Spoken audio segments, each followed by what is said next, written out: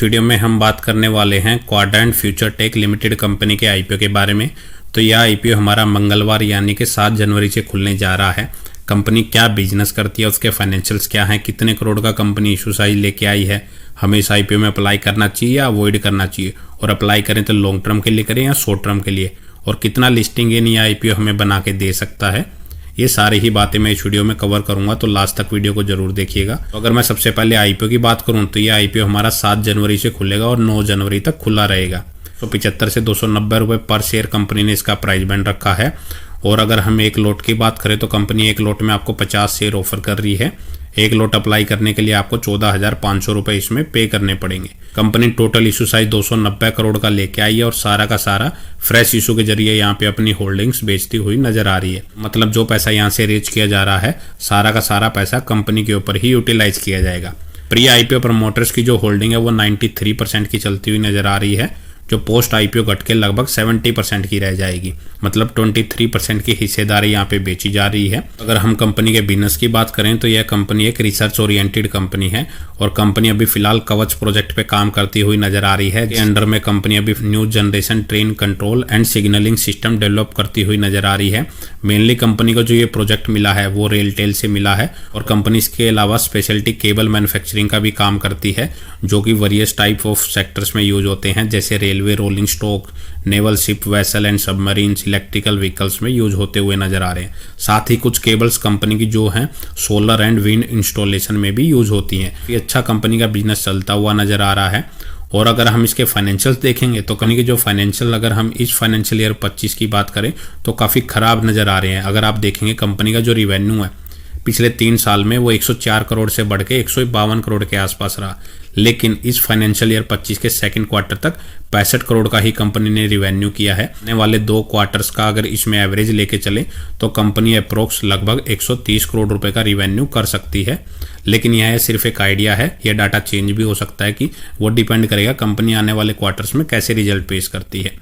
और कंपनी की प्रॉफिटेबिलिटी भी आप देखेंगे तो पिछले 3 साल में कंपनी का जो प्रॉफिट है वो 2 करोड़ से बढ़ के लगभग 15 करोड़ तक आ चुका था। लेकिन इस फाइनेंशियल ईयर के सेकंड क्वार्टर तक कंपनी ने प्रॉफिट की बजाय 12 करोड़ का लॉस किया है। तो हालांकि कंपनी की जो एसेट्स हैं वो लगातार इंक्रीज हो रहे हैं, लेकिन अगर आप रिजर्व देखेंगे कंपनी के 2024 में कंपनी के पास 34 करोड़ के रिजर्व थे, जो अब घट के लगभग 4 करोड़ के रह गए हैं। तो 30 करोड़ के रिजर्व कंपनी के यहाँ पे खाली हो चुके हैं पिछले 2 क्वार्टर्स में।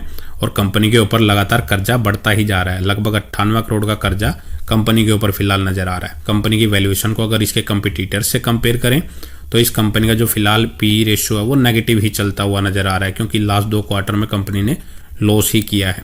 इसके कंपिटिटर्स में मेनली अगर हम देखें HBL पावर, अपार इंडस्ट्री एंड पॉलीकैब इंडिया, उनका जो पी रेशियो है वो 49 से 65 के बीच में चलता हुआ नजर आ रहा है। अगर अर्निंग्स वाइज भी कंपेयर करें, कंपनी का जो EPS है वो 5 के आसपास चलता हुआ नजर आ रहा है, लेकिन इसके कंपिटिटर्स का इससे कहीं ज़्यादा चलता हुआ नजर आ रहा है। मतलब कंपनी अभी फिलहाल इसके कंपिटिटर्स के मुकाबले छोटे स्केल पे अपना बिजनेस कर रही है।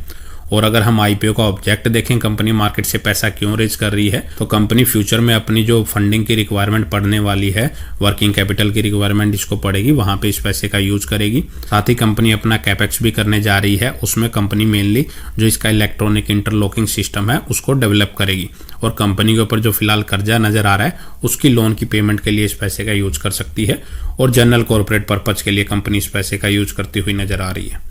और इस आईपीओ का अगर हम लेटेस्ट ग्रे मार्केट प्रीमियम देखें तो कल तक इसका ग्रे मार्केट प्रीमियम 0 पे ही चल रहा था, लेकिन आज सडनली इसका ग्रे मार्केट प्रीमियम खुल के लगभग 180 रुपये पे आ चुका है, जो कि लगभग 62% के आसपास चलता हुआ नजर आ रहा है। तो पर लोट अगर हम देखें 50 शेयर कंपनी एक लोट में आपको ऑफर कर रही है, तो पर लोट ये आपको लगभग 9,000 रुपये का प्रॉफिट बना के दे सकता है। तो ओवरऑल बात करें इस आईपीओ को अप्लाई करें या ना करें, तो लॉन्ग टर्म के लिए तो कंपनी के जो फाइनेंशियल है वो काफ़ी खराब नज़र आ रहे हैं। इस फाइनेंशियल ईयर के 2 क्वार्टर के रिजल्ट के अकॉर्डिंग अगर देखें तो मैं तो फिलहाल लॉन्ग टर्म के लिए इस कंपनी को अप्लाई नहीं करने वाला। अगर आपको लॉन्ग टर्म के लिए ही अप्लाई करना है तो कंपनी लिस्ट होने के बाद आप इसके 1-2 क्वार्टर्स के रिजल्ट्स को मॉनिटर करिए। अगर कंपनी अच्छे रिजल्ट पेश करती है फिर आप इसमें लॉन्ग टर्म के लिए अपनी पोजीशन बना सकते हैं। और अगर हम शॉर्ट टर्म की बात करें तो हम जो आईपीओ अप्लाई करते हैं वो लिस्टिंग गेन के लिए ही अप्लाई करते हैं और फिलहाल लगभग 9,000 रुपये का लिस्टिंग गेन आपको ये एक लॉट में बना के दे सकता है।